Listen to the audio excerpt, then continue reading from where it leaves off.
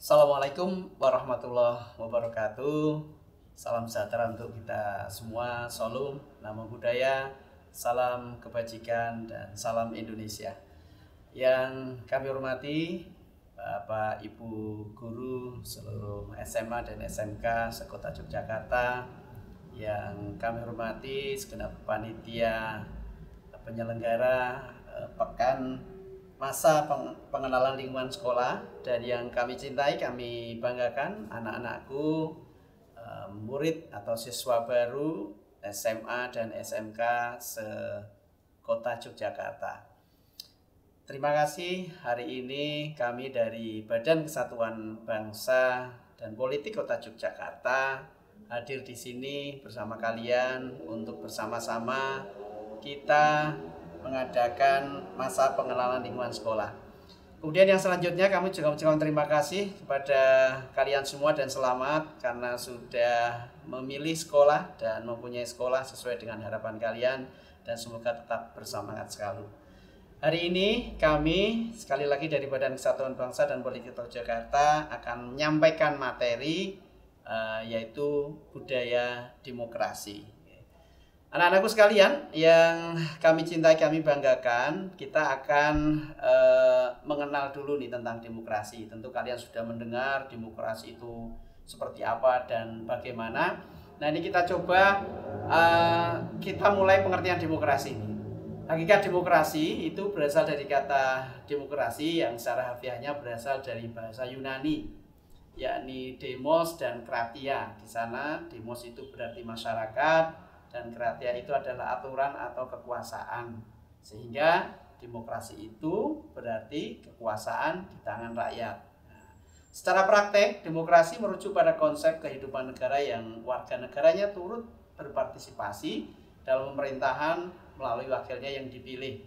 Pemerintah mendorong, menjamin kemerdekaan berbicara, beragama, berpendapat, berserikat, penegakan hukum atau rule of law, adanya pemerintahan yang menghormati mayoritasnya menghormati hak minoritas, dan masyarakat yang warga negaranya saling memberikan perlakuan yang sama.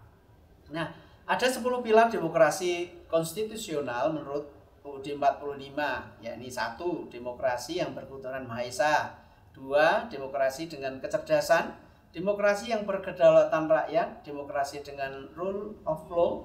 Demokrasi dengan pembagian kekuasaan negara, demokrasi dengan hak asasi manusia, demokrasi dengan pengadilan yang merdeka, demokrasi dengan otonomi daerah, demokrasi dengan kemakmuran, dan demokrasi yang berkeadilan sosial. Itu menurut Pak Sanusi di dalam bukunya. Anak-anakku sekalian, kemudian kita menuju ke demokrasi sebagai sikap hidup. Nah, ini kita coba nih. Demokrasi perlu dipahami sebagai sikap hidup dalam kehidupan berbangsa dan negara. Demokrasi tidak cukup berjalan di tingkat kenegaraan, tetapi harus tercermin dalam sikap demokratis yang tumbuh dalam diri warga negara dan penyelenggara negara dalam kehidupan berbangsa dan bernegara. Untuk itu, demokrasi memerlukan perangkat pendukungnya, yakni budaya demokrasi yang kondusif, yang termanifestasikan dalam kerangka pikir atau mindset dalam kehidupan sehari-hari anak bangsa. Demokrasi bukan kata benda, tetapi demokrasi adalah kata kerja. Demokrasi bukan sekedar kampanye atau pemilu. Demokrasi adalah pembudayaan peradaban dalam kehidupannya. Lalu setelah kita mengenal demokrasi dalam sikap perilaku, coba nanti kita sampaikan nilai-nilai demokrasi. Ada beberapa nilai-nilai yang harus kalian ketahui dan kita semuanya. Yang pertama, penyelesaian pertikaian secara damai dan sukarela, menjamin perubahan secara damai dalam masyarakat dinamis, pergantian penguasa atau pergantian pemerintahan secara teratur dan konstitusional, menggunakan paksaan sedikit mungkin. Jadi ada memang paksaan, tapi diusahakan sedikit mungkin. Pengakuan dan penghormatan terhadap keanekaragaman, penegakan keadilan, memajukan ilmu pengetahuan, dan pengakuan penghormatan atas kebebasan. Nah, kemudian setelah tahu nilai, coba kita pribadi yang demokratis itu seperti apa. Nah, contoh ini ya, salah satu atau beberapa yang kita sampaikan, yaitu penerimaan terhadap orang lain sangat baik sebab cenderung terbuka terhadap perbedaan. Kemudian toleran, menghargai segala keberagaman yang ada, perbedaan yang ada, membuka diri pada ide baru atau pengalaman baru, bersikap egaliter terhadap sesama, jadi sama gitu ya. Bertanggung jawab, mampu mengendalikan emosi dengan baik, mengutamakan jalan damai dalam menyelesaikan konflik, mampu mengkompromikan kepentingan dengan kepentingan orang lain, menempatkan segala hal sesuai dengan porsinya. Nah, sekarang anak-anakku coba setelah tadi melihat teorinya, nilainya, kita menuju pendidikan demokrasi dalam keluarga. Dalam keluarga juga harus tumbuh nuansa demokrasi yang bisa disebut dengan demokrasi emosi. Nah, demokrasi yang didasari cinta kasih. Jadi emosinya itu cinta kasih, kepercayaan, dialog, dan komunikasi. Nilai-nilai inilah yang menjadi landasan etis ketahanan keluarga saat ini. Nah, demokrasi ini bersifat orisinal, asli gitu ya, nyata dalam relasi interpersonal, relasi yang baik. Jadi suatu hubungan yang face to face, muka ke muka, karena dalam satu keluarga, dari hati ke hati, heart to heart, karena memang dalam satu lingkungan keluarga secara fisik dan emosional. Nah, tantangannya seperti apa sekarang? Demokrasi di keluarga itu sekarang ini kan terjadi juga degradasi hubungan demokratis di dalam keluarga-keluarga yang diduga erat kaitannya dengan sikap tidak bijaksana dasar menjaga etika dasar demokrasi keluarga.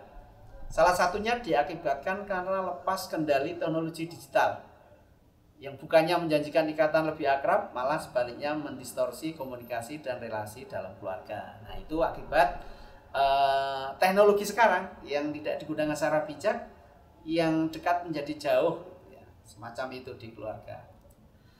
Nah, bagaimana manajemen demokrasi dalam keluarga tampak salah satunya misalnya dalam ngomong-ngomong keluarga, diskusi keluarga, bisa sesuatu yang akan dilakukan dimusyawarahkan dulu ya, bersama ayah, bersama ibu, bersama kakak, adik, dan seluruh anggota keluarga yang ada di sana, termasuk kesepakatan, peraturan, kemudian komitmen anak, bapak, dan sebagainya harus relasi di sana. Oleh karena itu ngomong-ngomong kemudian diskusi dalam keluarga ini harusnya secara periodik, bisa dilakukan di saat makan malam, makan siang, atau makan di luar ya. Tapi sayangnya lagi-lagi ketika makan sama saja semuanya mengeluarkan HP-nya sehingga tidak terjadi diskusi, tapi hanya berperasaan tadi. Nah, ini tadi salah satu yang menjadi kendala tadi. Nah, perlu dialog itu juga punya sifat kesetaraan, tidak dominan. Kalian juga tidak bisa memaksakan, orang tua memberikan arahan, jadi relasinya setara. Oke. Nah, itu tadi di keluarga. Nah, sekarang coba kita lihat gimana sih demokrasi di sekolah. Nah, ini perlu coba kalau di kelas, pendidikan demokrasi ini dapat dilakukan dalam proses pembelajaran di kelas. Situasi pembelajaran harus memungkinkan siswa dapat belajar secara kelompok, bisa mengajarkan teman sendiri, kemudian membuat presentasi, diskusi. Nah, ini yang diperlukan di dalam kelas.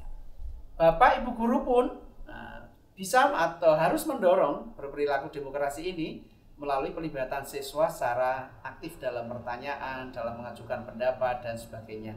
Jika siswa merasa takut atau tidak bertanya atau berpendapat, ya Bapak Ibu guru harus motivasi itu. Berarti harus ditumbuh kembangkan agar anak itu bisa terrealisasi sama atau bebas dalam mengungkapkan pendapatnya. Nah, pembiasaan sikap musyawarah dalam menentukan kepentingan bersama, warga kelas misalnya, pengurus kelas, jadwal piket atau komitmen tadi ya, itu juga bisa ditumbuhkan di sekolah melalui di kelas itu. Dalam ekstrakurikuler juga bisa dilakukan. Pendidikan demokrasi di sekolah dapat dilaksanakan melalui ekstrakurikuler di kelas. Misalnya olahraga, teater, tari, dan sebagainya. Itu bisa juga ditumbuhkan di sana. Misalnya dengan cara memilih kelompoknya, berembuk untuk kostumnya dan gerakannya dan sebagainya, itu bisa saja dilakukan. Dan itu seringkali mengharuskan untuk memilih pemimpin, pasti, atau membuat keputusan dalam ekstrakurikuler itu, sehingga sifat-sifat demokrasi yang nilai-nilai tadi harus diterapkan di dalam ekstrakurikuler itu. Nah, kemudian juga bisa dilakukan di intrasekolah, misalnya di OSIS. Budaya demokrasi yang dilaksanakan oleh OSIS dapat dilihat dalam pelaksanaan nilai demokrasi, meliputi satu, tadi ya, toleransi harus sama, sejajar di dalam anggota OSIS, pastinya dari berbagai macam agama, suku, atau latar belakang, itu harus ada toleransi. Kemudian kebebasan berpendapat juga harus terjadi dalam OSIS. Ini OSIS kan menjadi organisasi satu-satunya intra di sekolah.